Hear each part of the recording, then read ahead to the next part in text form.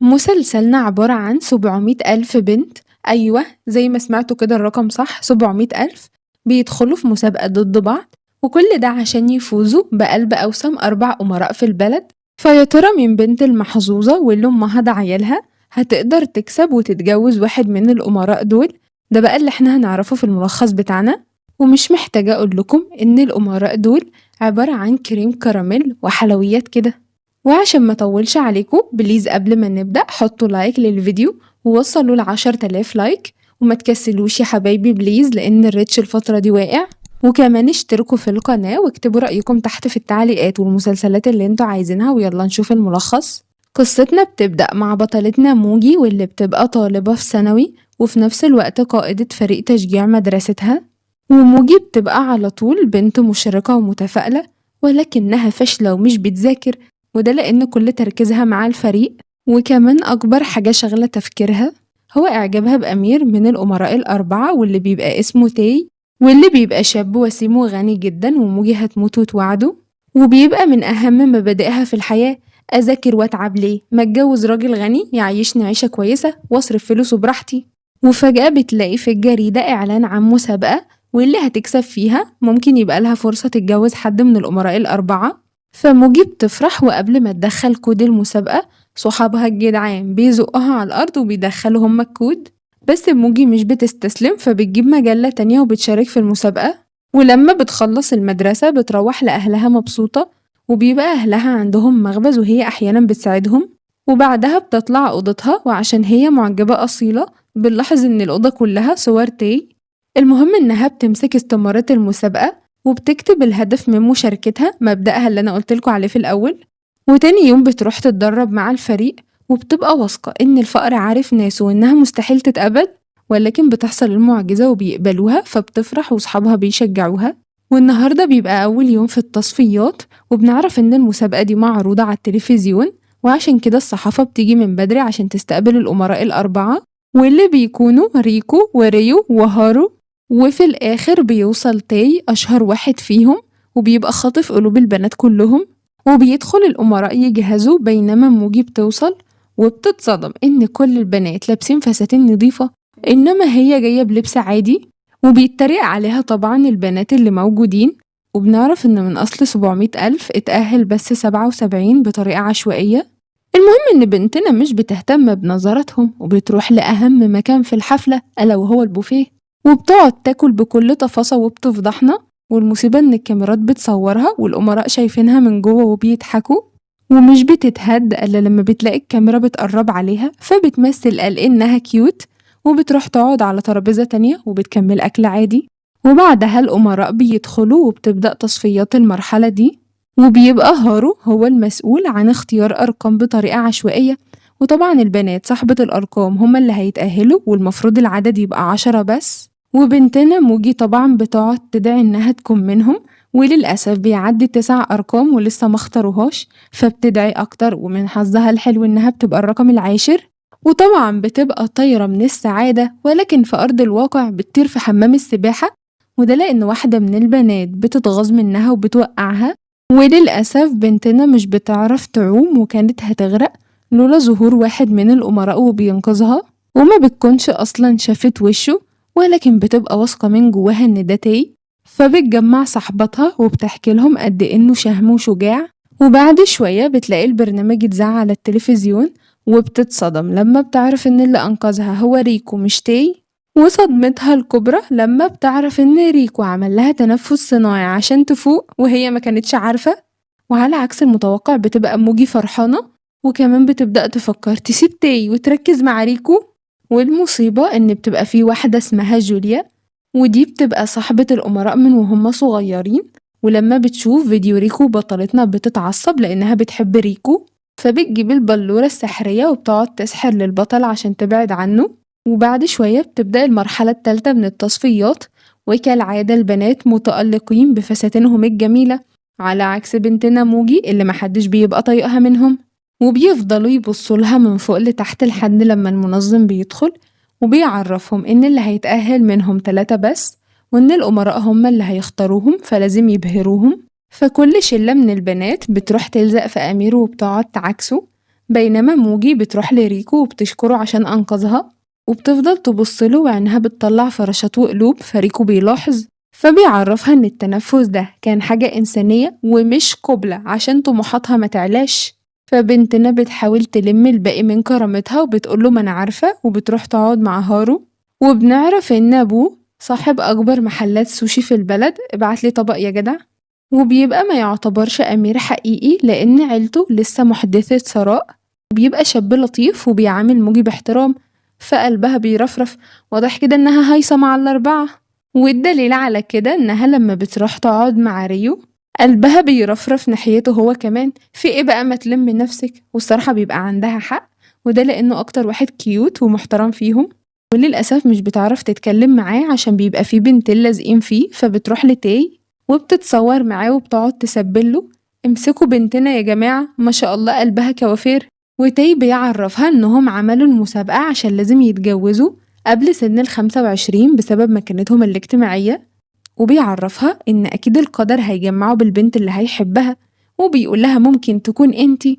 فالربابي بتشتغل في الخلفية وموجي بنتنا شعرها بيطير ومش بتبقى مصدقة.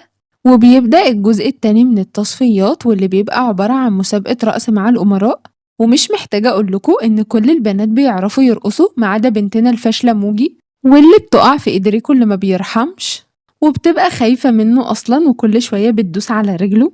وعشان تكمل واحدة من المتسابقات بخباثة كده بتدوس على فستان موجي، فبتاخد ريكو وبيقعوا هما الاتنين على الأرض، فمش بيبقى طايقها أكتر وبيسيبها وبيرقص مع البنت الخبيثة، بينما هي بترقص مع ريو كيوت واللي بيبقى لطيف خالص معاها وكمان بيعلمها الرقص في دقيقتين.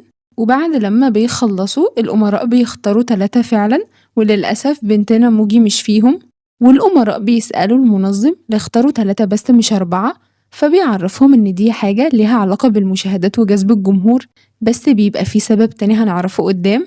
المهم إن الأمراء بيعرضوا أسماء ال3 بنات اللي اختاروهم، وفجأة بنلاقي ريكو شال اسم البنت التالتة وحط بطلتنا موجي مكانها، فالأمراء بيستغربوا ومش بيعرفهم هو اختارها ليه. وبعدها المنظم بيروح ل10 بنات عشان يقول لهم على اللي اتأهلوا، وأول واحدة بتبقى البنوتة الخبيثة اللي اسمها فيفي، وتاني واحدة كيوت وعسولة واسمها يو، والتالتة بنتنا موجي اللي طبعا بتتصدم بس مش زي صدمة باقي البنات، واللي بيبقوا متغاظين من ال3 بنات وعشان كده بيروحوا يشتموهم وبيمشوا. وال3 بنات مش بيهتموا وبيروحوا البيت وبيجيبوا شنط هدومهم لأنهم هيقعدوا في مبنى خاص عشان باقي المسابقة. فبنلاقي بنتنا موجي بتودع أهلها، بينما فيفي بتقعد تدعي إنها تتجوز الأمير اللي هي عايزاه، على عكسهم تماما بتبقى يو، وبنعرف إن باباها كان راجل غني جدا بينما مامتها فقيرة، ففي الأول كانت عايشة حياة مرفهة لحد لما اتطلقوا، ولما عاشت مع أمها كانت حياتهم صعبة خالص، فقررت تشارك في المسابقة وتتجوز راجل غني عشان تعيش أمها كويس. المهم إن بعد شوية ال3 بنات بيوصلوا وموجي ويو بيتصاحبوا، بينما فيفي الخبيثة مش بتبقى طايقاهم أصلا ولا عايزة تتكلم معاهم وبتبصلهم من تحت لفوق، بس بناتنا مش بيهتموا وبيقرروا يربوها في التصفيات، وبيبقى مطلوب كل واحدة تحاول تبهر الأمير اللي معجبة بيه عشان يتجوزها، والأمراء بيعجبهم شخصية موجي ويو لأنهم كيوت على عكس فيفي اللي محدش بيبقى طايقها أصلا. وبنتنا موجي بتبقى محددة هدفها فبتقعد جنب تاي وبتلزق فيه، وبتبدأ تتخيل إنه بيغمز لها ويعني بتطلع فراشات وقلوب فبتدوب أكتر ما هي دايبة. وبعدها الأمراء بيستقبلوهم في القصر بتاعهم اللي هيكملوا في باقي المسابقة، وبتبقى موجي ويو منبهرين بجماله على عكس فيفي، وده لأنها غنية أصلا. أنا حاسة يا جماعة إن فيفي مش طايقة حد ومش طايقة نفسها، وعشان كده على الغدا بتقعد تبص لبناتنا باستغراب ولا كأنهم محرومين، وفعلا بيبقى عندها حق، وده لأنهم ما شافوش أكل زي ده قبل كده.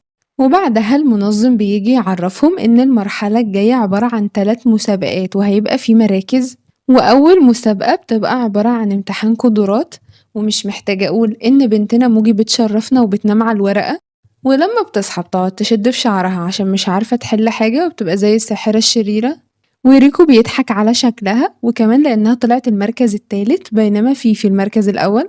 وبعدها بتبدأ المسابقة التانية عزف على آلات موسيقية من قديم الأزل، وبنتنا يو بتبهر الأمراء بعزفها وعشان كده بتكسب المركز الأول، بينما اللي مشرفانا مرمية في الآخر زي ما هي.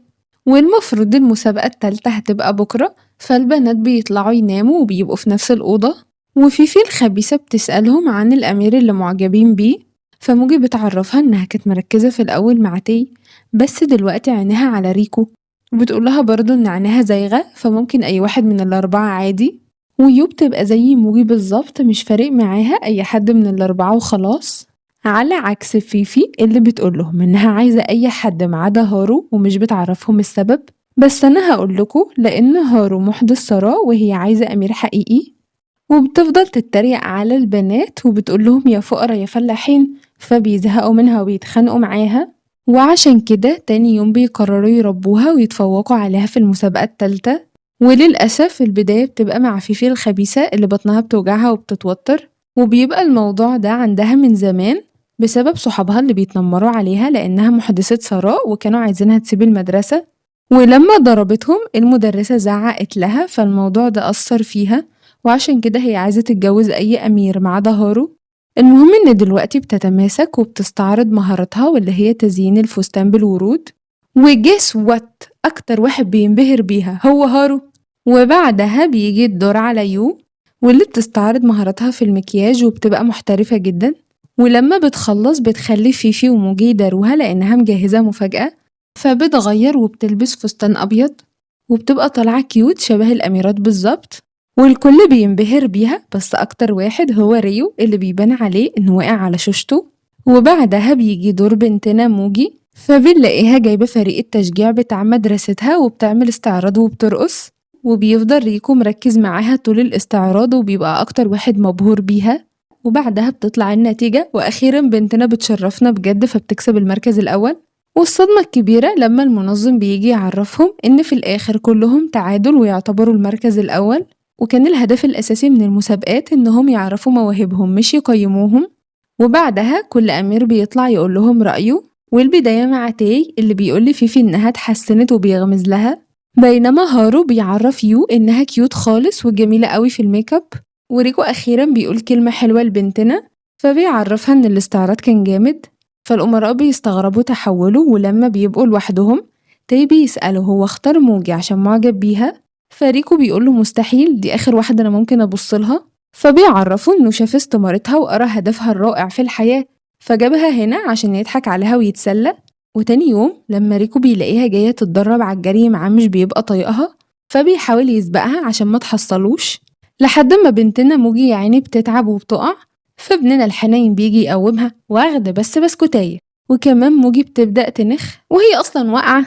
المهم إنها بتلاحظ علامة على كتفه وهو بيغير ومش بترضى تسأله، وكمان ريكو مش بيعبرها وبيمشي، وعشان كده على الفطار بتتجاهله وبتركز مع تاي وبتقول بس هو ده زوجي وقرة عيني.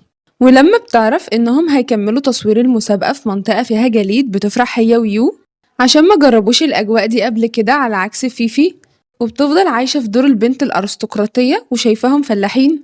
فيو مش بتهتم وبتروح تشتري الحاجات اللي محتاجاها في السفر، وبالصدفة بتقابل ريو، ولما بيتكلموا بيكتشفوا إنهم بيحبوا نفس رسومات المانجا، فريو بيصارحها إنه مؤلف مانجا فبيديها أول واحدة رسمها وبيطلب منها تقراها وتديله رأيها، وبتبقى في كمية فراشات طايرة في المكان غير طبيعية. وبعدها بشوية يو بتروح مكان المسابقة وبتتفاجئ إن في بنات كتير مستنيينها، وبيبقى دول معجبين بيها بعد ما شافوا الفيديو بتاعها وهي بتحط ميك اب، وفي ما بتكونش طايقاها وبتقعد تتريق عليها هي وموجي، وعشان تكمل بيبقى في بنتين ورا بيصوروها فبينشروا الفيديو وبينتقدوها، ولكنها بتداري عن الموضوع عشان محدش من المسابقة ياخد باله. ولما بيوصلوا المنتجع البنات بيقعدوا في أوضتهم بينما الأمراء بيروحوا يلعبوا ويرفهوا عن نفسهم، وبتبقى في قاعدة على أعصابها، وده لأن مشاهدات الفيديو بيزيد وكمان بيوصل للجنة المسابقة. ولما هارو وريكو بيشوفوه بيتصدموا لأنها كانت عايشة في دور البنت البريئة الكيوت قدامهم وأول مرة يشوفوا وشها الحقيقي، بينما يو وريو مقضيينها فراشات. فلما بيعرف إن عجبها الجزء الأول ومستنية الجزء التاني فبيقول لها انتي تأمري ومن عيوني، وبيطلعوا على طول وبيفضل يسبل وعينيه بتطلع قلوب وبيبقى ريكو شايفهم. فلما بيرجعوا الأوضة بيقوله من الواضح إنك وقعت ومحدش سمع عليك، فابننا الكيوت بيبقى مكسوف وبيطلع يجري، بينما هارو بيروح لفيفي وبيحاول يواسيها بخصوص الفيديو وبيعرفها إن عادي كل إنسان بيتعصب فما تشيلش في بالها، بس الخبيثة بتسيبه وبتمشي. وتاني يوم بيبدأوا تصوير والأمراء بيبقوا مبهورين بيو، وده لأنها اللي مصممة هدومها كلها، وفيفي بتحاول تعيش في دور الكيوت فبتجاملها هي كمان.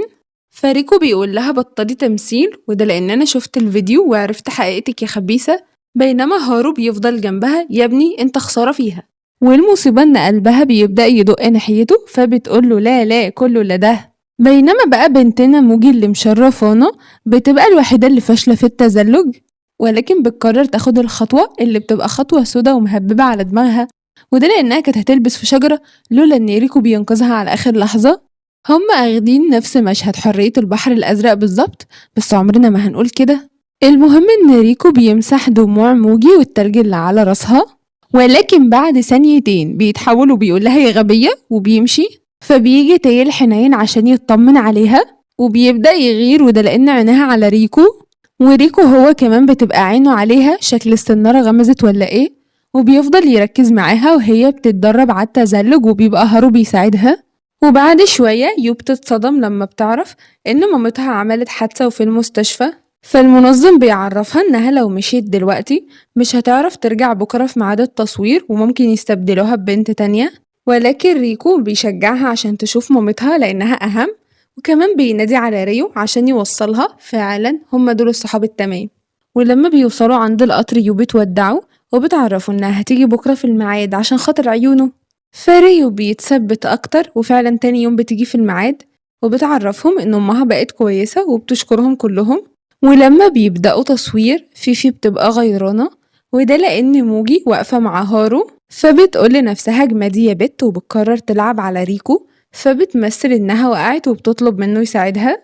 فالقادر بيحرجها لما بيقول لها على فكرة بشوف من قفايا وعارف إنك كدابة، ففيفي بتتعصب وعشان كده لما بترجع الأوضة بتفضل تتخانق مع يو على أتفه الأسباب وعينيهم بتطلع شرار، وموجي بتهدي الجو ما بينهم فبتعرف يو إن فيفي قاسية من بره بس طيبة من جوه، وده لأنها معرفتش تنام امبارح عشان كانت قلقانة عليها.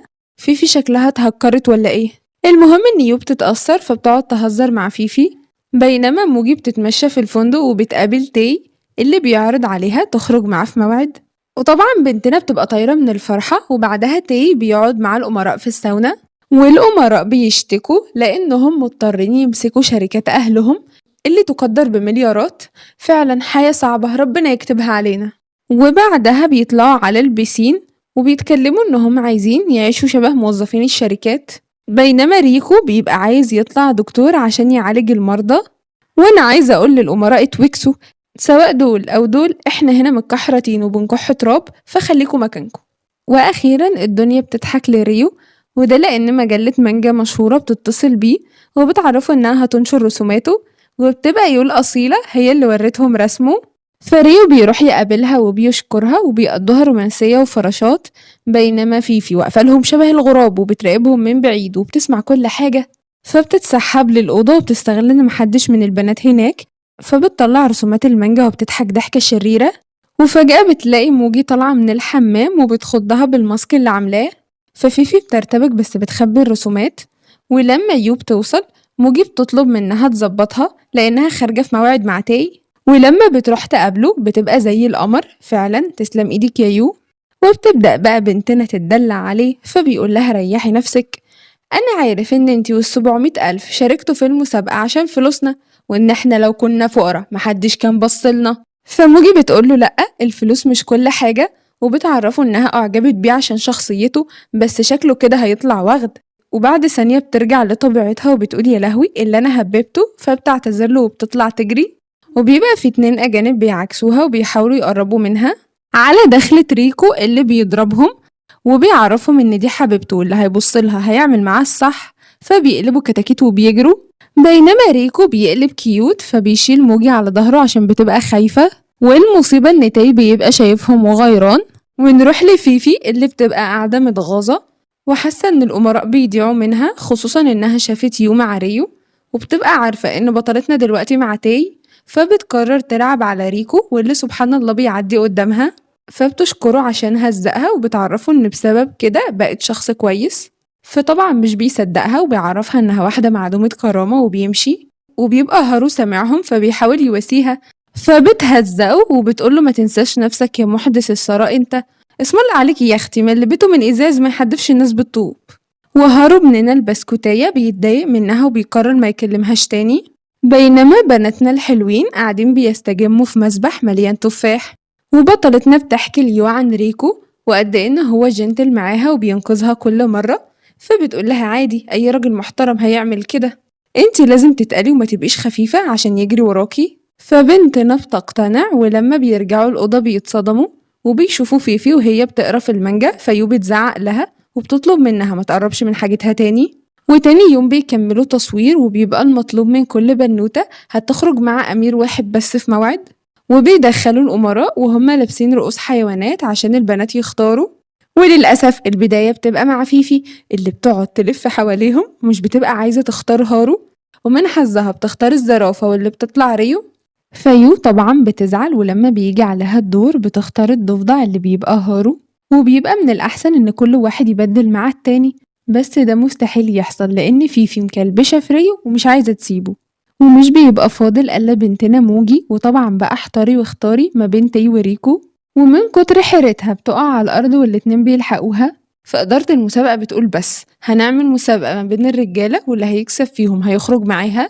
وبتبدأ المسابقة اللي بتبقى عبارة عن تزحلق على الجليد، وابننا ريكو على آخر لحظة هو اللي بيكسب. وبياخدوا استراحة من التصوير عشان موجي تكمل دراستها.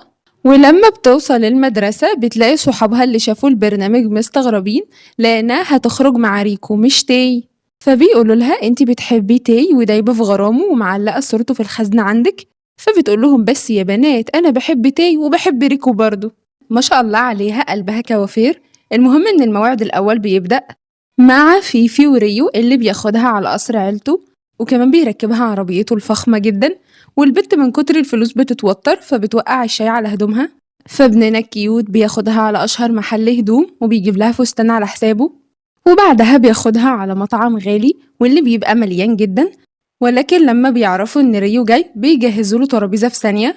وبعد ثانيتين الأكل بيترص وفيفي بتبقى مبسوطة، بس بتلاحظ إن في 3 بنات بيلقحوا عليها وبيفكروها بأصلها، وبتبقى جوليا هي اللي بعتاهم لأنها مش طايقة المتسابقات خلاص. المهم إن ريو كيوت بيحاول يسكتهم بالذوق، ففيفي بتقوله دول مش بيجوا إلا بالعين الحمراء، فبتكب عليهم المية وبتهزقهم وبتمشي.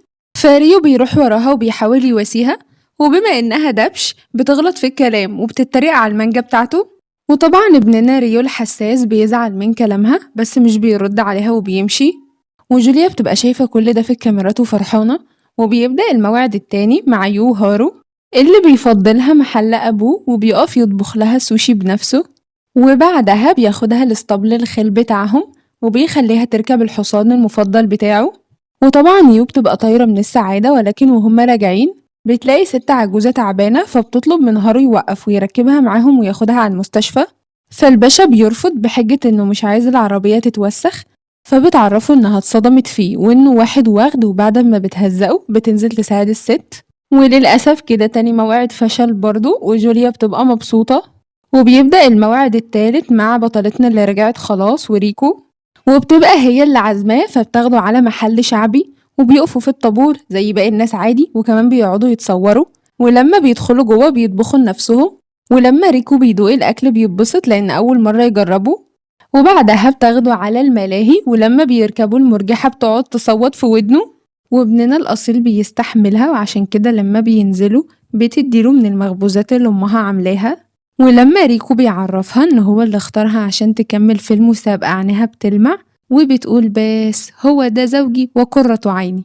فبتاخده على مكان تصوير وبيتصوروا صور كابلز وبيبقوا لايقين على بعض خالص، وطول الوقت ابننا بيبقى ماسك ايديها وبيعملها زي الأميرة. والموعد بيبقى ماشي زي الفل لحد ما بتجيله رسالة من جوليا واللي بتقوله ما تنساش أنا موجودة. فبيترعب وبيسيب ايد بطلتنا وبياخدها على مكان ما فيهوش كاميرات، وبيكذب وبيقول لها انه مثل انه مبسوط عشان المشاهدات مش اكتر. فبتتصدم وبتطلع تجري وبتلاقي أرنوب بيشدها، واللي بيبقى تاي فبياخدها في العربية وبيهربوا بعيد عن كل المصورين. بس المنظم السفروت بيوصل لمكانهم وبيصورهم من بعيد من غير ما ياخدوا بالهم. وعلى الجانب الآخر ريو بيعرف يو إن مدير المجلة مرضاش ينشر المانجا بتاعته، وابننا بيبقى شايف نفسه فاشل وبيبقى محطم خالص، وعشان كده لما يو بتواسيه بيزعق لها غصب عنه وبيرمي المانجا في الزبالة. فبعد لما بيمشي بتاخدها. ونرجع لتاي اللي بيعترف لبطلتنا بسره وبيعرفها إنه عنده عقدة نقص بسبب ريكو، لأنه دايما بيسبقه في أي قرار وحاجة هيعملها. وبيعرف بطلتنا إن في كل المواقف اللي تعرضت فيها للخطر هو كان هينقذها بس ريكو بيسبقه. فبطلتنا بتشجعه وبتطلب منه يحب نفسه زي ما هو، فبيتأثر وبيقرب منها. وقبل ما يتهور بنتنا المحترمة بتطلع تجري، وبتبقى جوليا الحرباية متابعة الأحداث أول بأول، وبنلاحظ إن ابننا ريكو جنبها وبيفرح لما بيلاقي بطلتنا رفضت تاي، وده لأنه بيحبها من جواه بس مضطر يفضل مع جوليا لسبب ما هنعرفه قدام. بينما تاي في الوقت ده بيقفش المصورين وبيزعق للمنظم وبيطلب منه يحترم خصوصيته. فالمنظم بيقوله معقول تاي الغني اللي كل البنات بتجري وراه عنده عقدة نقص من صاحبه كمان كان هيعترف بحبه لبنت فقيرة؟ وتاي عشان يحافظ على اللي باقي من كرامته بيقول إنه كان بيضحك عليها وبيحقق لها الحلم اللي نفسها فيه وعمره ما يبص لواحدة زيها. والمصيبة إن بنتنا موجي بتبقى رجعت وسمعت كل حاجة، فبتعرفه إنه واحد واخده حقير وخسارة فيه الحب اللي هي حبتهوله، وبتعرفهم إنها هتسيب المسابقة. فبيطلع يجري وراها فبتقوله ابعد عني يا وغد، كشفتك على حقيقتك خلاص، وبتمشي. وبتقرر ترجع لحياتها الطبيعية فبتروح بيتها وبتبقى زعلانة، وكمان بترجع المدرسة وبتتدرب مع فريقها بس مش بتبقى بنفس الحماس والتفاؤل بتاع الأول. وصحابها بييجوا يقولوا لها يا بختك خرجتي مع ريكو، وبيبقوا عايزين تحكي لهم التفاصيل لأن الحلقات لسه ما اتعرضتش، وما بيكونش حد شافها إلا جوليا لأن المنظم السفروت شغال معاها. المهم إن صاحبات بطلتنا بيفضلوا ينقوا عليها، ولما بيلاحظوا إنها زعلانة بيفضلوا وراها لحد ما بيفرفشوها وفعلا بتبتسم. وكمان بيدوها خبز على شكل دبدوب مامتها اللي عاملاه، فبتقعد تعيط على حظها الفقر لأنها بتفتكر ريكو عشان كلته معاه في الموعد. والمفاجأة إن ريكو في الوقت ده بيبقى في مخبز أمها وبيبقى عايز يشتري نفس الخبز، ولما أمها بتشوفه بتبقى عارفة من البرنامج وحاطة عينها عليه، فبتقول بس هو ده هيبقى زوج بنتي وقرة عينها. وعشان تكرمه بتديله كل المخبوزات ببلاش، وكمان بتطلع تتكلم معاه عشان تقوي علاقتهم. ولما بتعرف إنه جاي عشان البطلة بتطلب منه يستناها لأنها في المدرسة. وللأسف بطلتنا بتتأخر فريكو بيمشي، وسبحان الله بتعدي من جنبه وبنقلب على مسلسل هندي ومحدش بيشوف التاني. ولما بتعرف من أمها إنه كان هنا ومستنيها بتطلع تجري وراه بس مش بتلحقه. وفي الوقت ده يو بتسأل فيفي عملت ايه مع ريو لأنه متضايق من ساعة الموعد. ففيفي لأول مرة بتعترف إنها بوظت الدنيا خالص واتريقت على المانجا بتاعته. وكمان بتسأل يو عملت ايه في موعدها مع هارو، فيو بتحكي لها إنه واخده ومرضاش يساعد الست العجوزة. والمصيبة إن فيفي بتبقى أخدة صف هارو وشايفة إنه معاه حق عشان ما يوسخش العربية. فالبنات مش بيطيقوا بعض وعينيهم بتطلع شرار، ولكن بيتفقوا على حاجة هنعرفها قدام. وعلى الجانب الآخر جوليا بتجمع الأمراء وبتحذرهم يقعوا في حب البنات بجد لأن كل ده تمثيل، وبتعرفهم إنها هتراقبهم من قريب لأن من النهاردة هتبقى مخرجة البرنامج.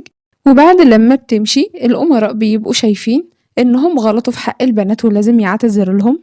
وتاي بينصح ريكو يعترف لبطلتنا بحبه، ولكنه بيرفض وبيعرفه إنه هيفضل مع جوليا وبس. وعشان نعرف سبب تمسكه بيها بنرجع بالزمن 13 سنة لورا، أيام ما كان تاي وريكو كتاكيت صغيرين، وفي مرة قرروا يعملوا اندومي بنفسهم وللأسف رموا عود الكبريت في القش، وفجأة النار بتمسك في المكان. ولما بيحاولوا يهربوا جوليا بتظهر وبتبقى في خشبة هتقع عليها، فريكو بيحاول ينقذها وللأسف الخشبة بتقع عليهم هما الاتنين، وبتبقى دي سبب العلامة اللي على كتافهم. ومن ساعتها وريكو حاسس بالذنب وقرر يعوض جوليا فخطبها. ونروح للمنظم اللي بيبقى بيلطم حرفيا، وده لأن مفيش ولا موعد من التلاتة نهايته سعيدة عشان يعرضوا. وفجأة يو وفيفي بينفذوا اتفاقهم فبيتصلوا بيه وبيعرفوا إن هما كمان هيسيبوا البرنامج. فمش بيبقى عارف يلاقيها منين ولا منين، وتاني يوم بيقابل موجي وبيشغل الصعبانيات، فبيقول لها انتي فكرتي في نفسك وسبتينا، طب انا والناس اللي بيشتغلوا دول هناكل عيش منين؟ وبيفضل يزن لحد ما بتوافق ترجع هي وفيفي، وبيبقوا مستغربين لان يو مش معاهم، فبيسألوا المنظم عن كده فبيعرفهم ان ده سر. وبعد شوية البنات بيوصلوا لمكان المسابقة وبيلاقوا الأمراء في استقبالهم، والمنظم بيعرفهم إن النهاردة عيد ميلاد يو ولازم يجهزوا لها مفاجأة، ولما يو بتيجي بيتصرفوا عادي ولا كأن في حاجة. وبعدها بيبدأوا تصوير التحدي الجديد، والمنظم بيعرفهم إن ده عبارة عن تخييم وكل واحد لازم يجهز حاجة المخيم بنفسه، وريكو بيبقى هو القائد وبيوزع المهمات وبيقسمهم ل3 فرق، وأول فريق بيبقى يو وهارو وبيطلب منهم يجمعوا الحطب، بينما تاني فريق فيفي وريو وبيطلب منهم يولعوا النار، وآخر فريق بتبقى بنتنا موجي مع تاي وبيطلب منهم يجيبوا مية. وبيبقى ريكو عامل التقسيمة دي بالذات شبه تقسيمة الموعد عشان يخلي الأمراء يعتذروا للبنات، وفعلا ريو بيعتذر لفيفي إذا كان زعلها، فبتعتذر له إنها غلطت في المانجا وبتقوله إنها حلوة وبتشجعه وبيتصالحوا، بينما هارو بيعتذر ليو وبيعرفها إن كان عندها حق، وعشان كده هو رجع للست العجوزة وساعدها وخدها المستشفى، فيو بتتبسط وده لأنها معرفتش تساعدها، فبتسامحه وبيتصالحوا.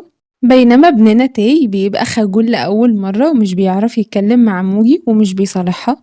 المهم إن كل الفرق بترجع المخيم وبيبدأوا المرحلة التانية وهي تجهيز الأكل، ومش محتاجة أقولكوا إن هارو بيبقى أشطر واحد فيهم، بينما بنتنا موجي اللي مشرفانا بتبقى فاشلة، وعشان كده ابننا ريكو بيقف وراها وبيساعدها، وكل ده يا بنات ولسه ما اعتذرش.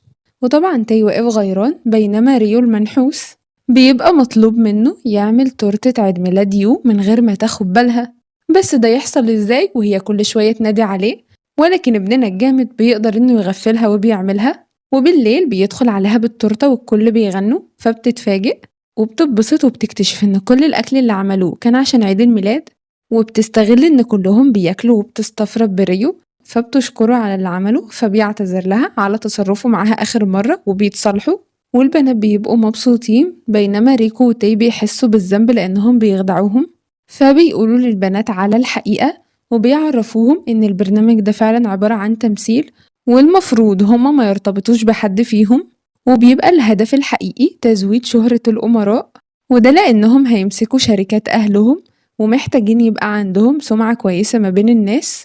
وطبعا بناتنا بيتصدموا لأنهم بنوا أحلامهم الوردية خلاص فبيزعقوا لهم، ولكن هارو بيروح لفيفي وبيعرفها إنه اتعلق بيها من أول ما شافها وإنه بيحبها بجد مش تمثيل، فريو بيتشجع زي أخوه وبيروح يعترف ليو إنها أحلى حاجة حصلت في حياته وإنه بيحبها برضه. وللأسف تاي وريكو مش بيلحقوا ينطقوا، وده لأن جوليا الحرباية بتطب عليهم وبتزعق لهارو وريو لأنهم حبوهم، وبتعرف البنات إن هي المخرجة وكمان خطيبة ريكو، وبتقرب منه قدام موجي عشان تغيظها واللي بتبقى مصدومة من اللي بيحصل. والمصيبة إن جوليا بتعرفهم إنهم هيكملوا البرنامج من غير ما يرتبطوا بحد من الأمراء، وهي هتعوضهم بفلوس لأنهم فقراء ومش لاقيين، وبتعرفهم إن فاضل آخر مرحلة وهي هتشارك معاهم كمتسابقة رابعة، وده يعتبر السبب اللي خلوهم يختاروا 3 بس. وطبعا محدش بيوافق على كلامها ما عدا ريكو اللي بيمشي في ظهرها وبيطبل لها، ولكنه بيبقى زعلان على موجي اللي تاي بياخدها على جنب وبيعتذر لها على اللي عمله آخر مرة، وكمان بيعرفها السبب اللي مخلي ريكو يسمع كلام جوليا، وبيعترف لها إن هو وريكو بيحبوها وبيطلب منها تكمل النهائيات عشان تشوف هتختار مين فيهم.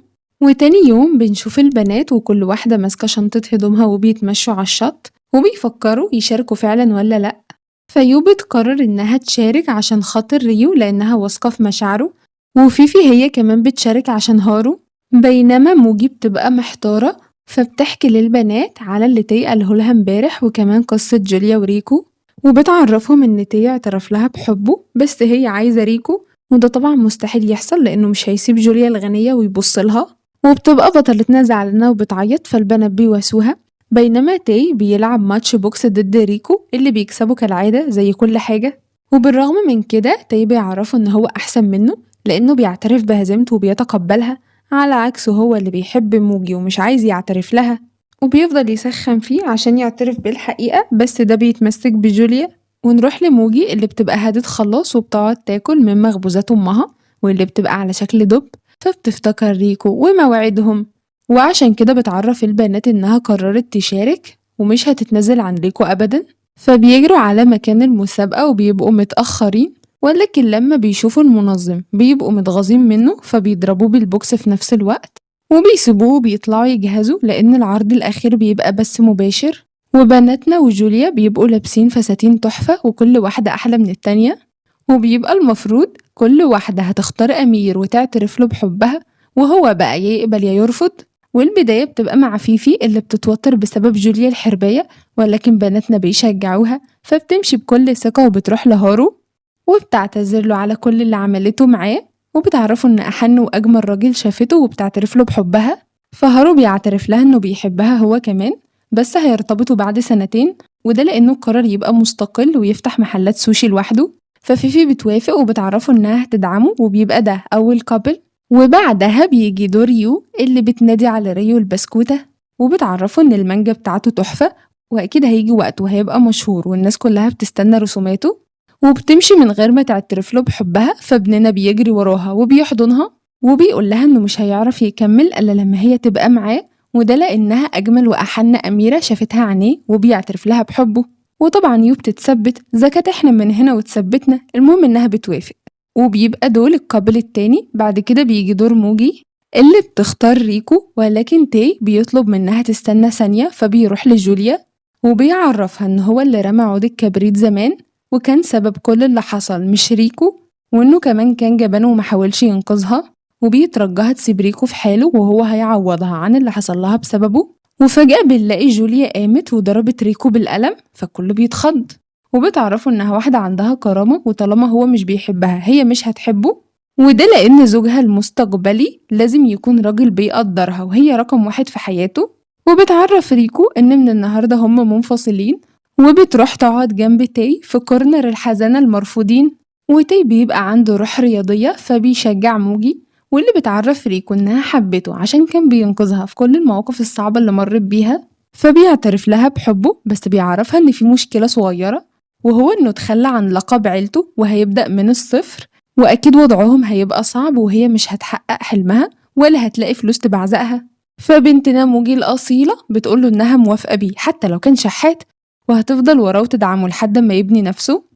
ومن فرط الرومانسية الناس اللي في المكان بيتأثروا وبيسقفوا إذا كانت احنا اتأثرنا وأنا اتأثرت وجالي جفاف عاطفي، وكده الكل ارتبطوا وتراضى ما عدا جوليا دي مش مهم.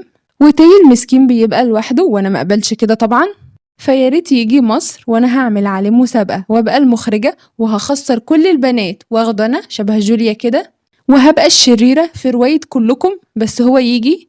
وأول حاجة اتعلمناها من الملخص محتاجين برنامج زي ده يتعمل عندنا في مصر، وياريت يبقى بأمراء حقيقيين ويدوني بس أنا الفرصة اللي أختار الرجالة لأنكم عارفين ذوقي. وتاني حاجة اتعلمناها إن احنا محتاجين نسافر اليابان ناخد الخبز بتاع أم موجي لأنه من الواضح بيجيب عرسان. وآخر حاجة اتعلمناها إن مش كل حاجة دايما بتبقى الفلوس، ممكن الحب الحقيقي والاهتمام والتشجيع يغنوا عن كل دول. ولو وصلتوا لهنا تبقوا من متابعين الأصيلين عاشقوا الرومانسية المبتذلة زيي، فياريت بقى يا حبايبي تحطوا لايك للفيديو وتوصلوا ل10,000 لايك، وما تكسلوش بليز لأن الريتش عندي واقع، وكمان عشان أفضل أعمل لكم ملخصات زي دي. وكمان اشتركوا في القناة ومستنية رأيكم تحت في التعليقات، وياريت تعرفوني من أكتر أمير انتوا حبيتوه.